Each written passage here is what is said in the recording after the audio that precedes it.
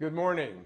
I'm very sorry I can't be with you in the Netherlands this week, but I am very pleased to offer a few thoughts from Washington as the Global Oceans Action Summit continues. To start, let me thank all of the summit sponsors for bringing together so many influential people from so many different sectors to discuss what is absolutely one of the most complex global challenges we face today: how we protect the ocean. It's certainly an appropriate week for the summit to take place. This past Tuesday marked the 45th annual Earth Day. I still remember the very first Earth Day back in 1970 when more than 20 million Americans gathered in parks and schools, auditoriums, to demand better care for our natural resources.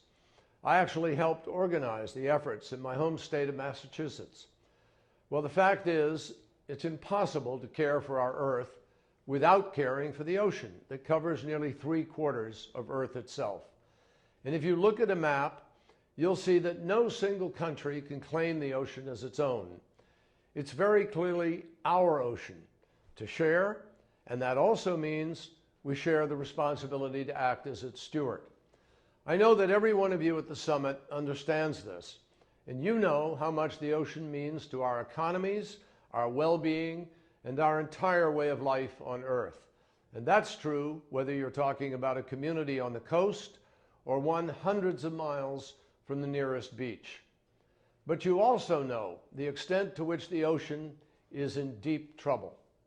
First, we have record pollution that's contributing to hundreds of dead zones around the globe, places where life in the ocean simply can't exist.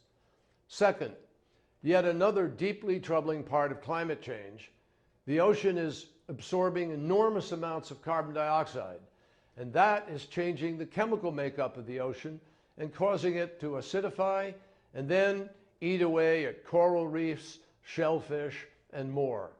And third, today too much money is chasing far too few fish. I spent a lot of time examining this issue when I served as chairman of the U.S. Senate Oceans and Fisheries Subcommittee. To a lot of people, the supply of fish just seems endless. You go into a restaurant, you order, you have no linkage to what's really involved in putting that fish on your plate. But the fact is, almost 1/3 of the world's fish stocks are currently overexploited, and most of the others are fished at the absolute maximum levels. That is the definition of unsustainable. Obviously, this is horrendous news for the hundreds of millions of families around the world who depend on income from fisheries to feed their children and pay their bills. But it's also a major threat to global food security. More than 1 billion people rely on fish as their primary source of protein. Most of these people live in the poorest, least developed countries, where other protein options are either too limited or too expensive for the average family to buy. Now, addressing all of these challenges obviously isn't easy. But the good news is we know what kind of steps we need to take if we want to honor our responsibility to leave behind a healthy and vibrant ocean for future generations. With overfishing, for example, part of the problem is that a huge chunk of seafood caught around the world is obtained in ways that are illegal, unreported, or unregulated. So one solution is to have government policies that only allow seafood into markets if there's proof that the seafood was captured legally and in a way that you can trace. This would help us to level the playing field for honest fishermen, while at the same time protecting fish stocks around the world.